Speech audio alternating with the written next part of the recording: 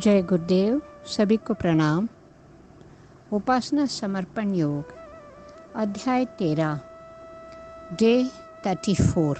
अब तक हमने जो स्वाध्याय करते आए हैं सो हमारी दूसरी जो आत्मिक संसार, जो आध्यात्मिक दुनिया, उसकी तब पता चलती है जब इंसान मोह माया जंजाल में फंसा रहता है। तो आखिरी सांस लेते समय पछतावा आता है, तभी उसकी खबर मिलती है, तब पछताता है। तो किस उद्देश्य के लिए हमारी ये जीवन मिली थी, हमने क्या किया, क्या खोया, क्या पाया। तो आगे गुरुदेव इसी विषय पे कहते हैं, मनुष्य भारी दिल लिए हुए इस संसार से विदा हो जाता है। यहाँ का सारा वैभव, व्यापार, वस्त्र, आभूषण, स्त्री, पुत्र सब यहीं रह जाता है। साथ में मात्र पश्चाताप जाता है। महान विजेता सिकंदर ने अपनी मृत्यु के समय प्रमुख सचिव को बुलाकर एक ही आदेश दिया था, मृत्यु के बाद मेरे दोनों हाथ अर्थी से बाहर निकाल कर रखना, ताकि दर्शक यह जान ले कि सिकंदर अपने हाथ कुछ नहीं ले गया। जैसे कहते हैं ना, खाली हाथ आए खाली हाथ जाएंगे। मृत्यु अपने लंबे हाथ राजा, रंक सभी पर फैलाती है, उससे कोई बच नहीं पाता। पर कितने आश्चर्य की बात है कि उससे निरंतर उपेक्षा ही बरती जाती है। लोग आने वाले मृत्यु का कभी विचार तक नहीं करते। मनुष्य जितना समय अपनी भौतिक उन्नतियों के लिए लगाता है, उसका आधा भी यदि अपने आत्मिक प्रगति के लिए लगाता तो अपने जीवन लक्ष्य को जरूर समझ लेता। अब यहाँ सिकंदर अपने हाथ को बाहर रखने के लिए कहा कि एक ये सीख है कि इतना बहुत बड़ा एम्परर, चक्रवर्ती होने के बावजूद, दुनिया में कई जगह को जीतने के बावजूद, आप जब मरते हो तो हम कुछ नहीं ले जा सकते हैं, सब यहीं धरा का धरा रह जाता है। तो फिर ये क्या सीख देती है, जो हम वहाँ ले जा सकते हैं उसे तो हमने संचय किया ही नहीं। वही है अच्छे कर्म और पुण्य का काम, पुण्य और दुआ संचय करना, यही तो आगे हमारे साथ देती है। और तो बाकी सब भौतिक सुविधा, जो भी यहाँ साधन सुविधा हम कमाते हैं, वो सब यहीं के यहीं रह जाता है। तो वो कभी भी आने वाली मृत्यु के बारे में विचार ही नहीं करते हैं। अगर आधा भी समय, आधा क्यों, 1/4 समय भी लगा दे कि अपने उद्देश्य क्या है, तो उसे आत्मिक प्रगति अपने आप हो जाती और जीवन का लक्ष्य को समझ पाता। वो आध्यात्मिक जीवन के शुभ परिणाम भी उसे मिलते। आत्मा परमात्मा की संपदाओं से वह वंचित नहीं रहता। पीछे भी ऐसा हुआ है और आगे भी होना संभव है, किंतु यह सब आत्मा की उपेक्षा करते रहने से नहीं होगा। इसके लिए भी अपनी बौद्धिक क्षमता को लगाना पड़ेगा, अपना पुरुषार्थ अर्पित करना पड़ेगा। आध्यात्मिक प्रगति के लिए भी उतनी ही लगन और तत्परता की आवश्यकता है जितनी से आज की आश्चर्यजनक भौतिक सफलताएं मिल सकी हैं। आध्यात्म कोई जादू नहीं जो छड़ी घुमाते ही सारे सत्परिणाम उपस्थित कर देता है। इसके लिए भी विधिवत साधना करनी पड़ती है। सुखी जीवन का आधार प्रेम, न्याय, अपरिग्रह, सच्चरित्रता, सौहार्द, सौजन्य और विवेक है। अगर जीवन हमें सुखी बनानी है तो हमारे अंदर ये सारे विभूतियाँ की ज़रूरत है। प्रेम रहना है, न्यायशील रहना है, अपरिग्रहता को मानना है, चरित्र सच होनी है, सबके साथ सहोदर भाव रखना है, सौजन्य रहना है, विवेक से काम लेना है। विवेक से काम मतलब बोलना सभी को आता है, लेकिन विवेक इंसान को वो जगह देती है कहाँ बोलना है, कहाँ चुप रहना है, कब बोलना है, क्या बोलना है, इस तरह की। तो हमें ये पुरुषार्थ तो करना पड़ेगा। हमने मूर्ति लाया, पूजा किया, धूप बत्ती दिखा दिए तो हमारे सामने पूरा भगवान प्रकट होकर के सारे वरदान नहीं देते हैं। उसके लिए हमें साधना, और वो साधना के अंदर हमारे ये सारे विभूतियाँ ज़रूरी है। ऐसे होने से ही साधना परिपक्व होता है। जैसे गुरुजी कहते हैं, इन्हें धारण करने से ही व्यक्ति दूसरी दुनिया अर्थात आध्यात्मिक जगत में देर तक टिक सकता है। उनका अनुशीलन करने से ही उस महान उद्देश्य की पूर्ति किया जाना संभव है जिसके लिए मनुष्य का जन्म हुआ। विश्वानि देव सवितर दुरितानि, इसकी भावना बनाना है।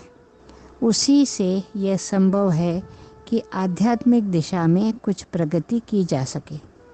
हम वसुदैव कुटुंबकम, इसके पीछे तो विश्वानि देव सविता, पूरे विश्व का देव है सविता, सूरज की प्रकाश सब जगह सबके लिए। तो ये विश्व हमारा ही घर है, उर्मे स्नेह का निर्झर है। पूरब की लाली बन छाए, प्रभु ऐसा ज्ञान हमें देना। गुरुदेव से प्रार्थना तो हम लोग कर ही लेते हैं, उसे गाने भर कर ही रहते हैं, उसे आत्मसात करना जरूरी है। तभी हम विश्वानि देव सवितर दुरितानि परासुआ इसका माने समझ पाएंगे, इसे अपने अंतर मन में उतार पाएंगे। उसी से संभव है कि आध्यात्मिक दिशा में कुछ प्रगति की जा सके। मनुष्य ने जितनी प्रगति भौतिक जगत में की है उससे भी अधिक की संभावना आध्यात्म में है। उसकी स्वचेतना में वह शक्ति भरी पड़ी है जिसका उत्कर्ष जागरण किया जा सके तो इस संसार के सारे वैभव विलास तुच्छ से लगेंगे। शास्त्रकार ने लिखा है, यत् परम ब्रह्म सर्वात्मा विश्वस्यायतनं महत्, सूक्ष्मात् सूक्ष्मतरम नित्यम तत्वमेव त्वमेव तत्। मतलब है, सबकी आत्मा पर ब्रह्म परमात्मा जो विश्व से भी बड़ा है तथा सूक्ष्म से भी सूक्ष्म है, अति सूक्ष्म है, वही नित्य तत्व तुम हो और तुम ही वह हो। यह आत्मा परमात्मा की एक रूपता देवत्व प्राप्त पुरुषों ने स्पष्ट बता दी है। परमात्मा की संज्ञा के साथ जिन शक्तियों का बोध होता है वे सब बीज रूप में आत्मा में विद्यमान है। इसीलिए आत्मा को परमात्मा का अंश कहा जाता है। जैसे डीएनए कहते हैं, किसी भी जीवन, मनुष्य जब जीवन लेता है, किसी भी जीव होता है, उसकी डीएनए मतलब उसकी जो जीन्स है एक के बाद एक चलते आती है। वैसे भी 7 पुश्त बता गया है। 8वां पुश्त में पहला पुश्त का, पहले जनरेशन का जीन्स नहीं मिलती है, तो 7 पुश्त तक ही ये चलती है। तो 7 इसीलिए कहते हैं पुश्तैनी जायदाद, पैतृक संपत्ति, ये इसी यहाँ से उठाया हुआ है चीज़, जो 7 पुश्त तक हमें जीन्स बदलते आती रहती है। 8वें पुश्त में पहला का नहीं रहता, दूसरा से दूसरा पहला बन जाता है। तो इसी तरह आत्मा परमात्मा की एक ही रूप है। भगवान अलग, हम अलग नहीं है। हम वो है, वो हम है। ये समानता अंदर लाने से हमारी एक रूपता देवत्व प्राप्त पुरुष के सभ्य गुण हमारे अंदर आविर्भव हो जाती है, क्योंकि वो बीज रूप में है। उस बीज को हम खाद्य पानी देंगे तो वो वृक्ष बन जाती है। तो इतनी महत्वपूर्ण सत्ता का अधिकारी पुरुष इतना महान अवसर प्राप्त करके भी उसके उपेक्षा करता है तो उसे उसका दुर्भाग्य ही माना जाएगा। अब साधना मतलब फोकसिंग, किसी चीज़ को आप बार बार निरंतर कहते रहते हो, सोचते रहते हो, तो वो आपको प्राकट्य होता है। जब कोई वैज्ञानिक, ऐसे आइंस्टीन तो भगवान नहीं मानते थे, लेकिन अपने काम को भगवान मानते थे और उसको साधना बनाए थे। अपने काम को, वो साइंटिस्ट थे, अपने साधना बनाए थे। जब साधना बनाए थे, बहुत सारे चीज़ जब विज्ञान के माध्यम से उनको पता नहीं पड़ा, जो उन्हें उसके पीछे लगातार बार बार अपने विचारों में उसे लाने से, उनके सपने के जरिए या कुछ अदृश्य रूप में चीज़ों का परिणाम जो होना है वो दिखाई देता था, जिससे वो अनुसंधान में आगे बढ़ पाए थे। काम ही भगवान है, भगवान ही काम है। हमारा दैनिक जीवन ही हमारे लिए भगवान है। हर एक काम, इसीलिए कहते हैं समर्पित भाव से उसे करना है। दुख और निराश की परिस्थितियों का निर्माण अपना भौतिकवादी दृष्टिकोण बनाने में होता है। अपने दृष्टिकोण में परिवर्तन कर सके होते तो आत्मिक जगत का भी ज्ञान अवश्य मिला होता।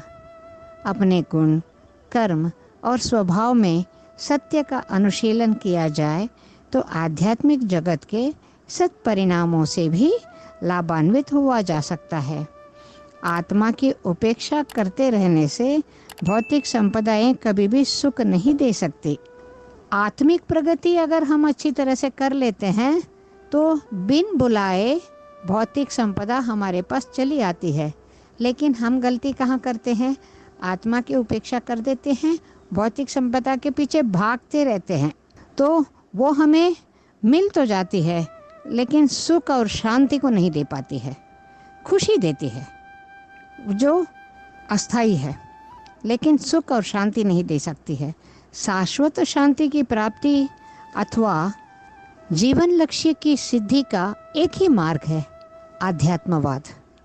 इस पर चल पाना, देर तक टिके रहना तभी संभव है जब आत्मा के हित की उपेक्षा न करें, उसके महत्व को समझे और प्राप्ति के लिए आज से अभी से लग जाए।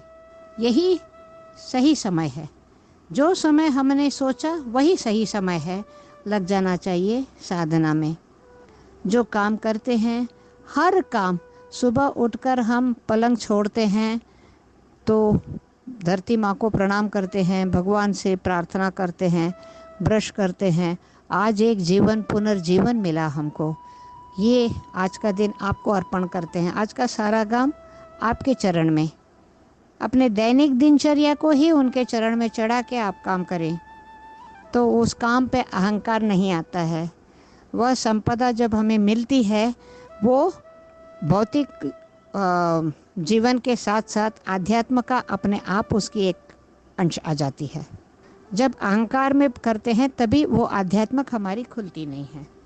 आइए माँ से प्रार्थना करें कि हमें आध्यात्मिक संपदा से भौतिक सुविधाएं भी उपलब्धि हो जावे, आध्यात्मिक स्तर आगे बढ़ते जावे। ऐसे प्रार्थना के साथ आज का स्वाध्याय को विराम देते हैं।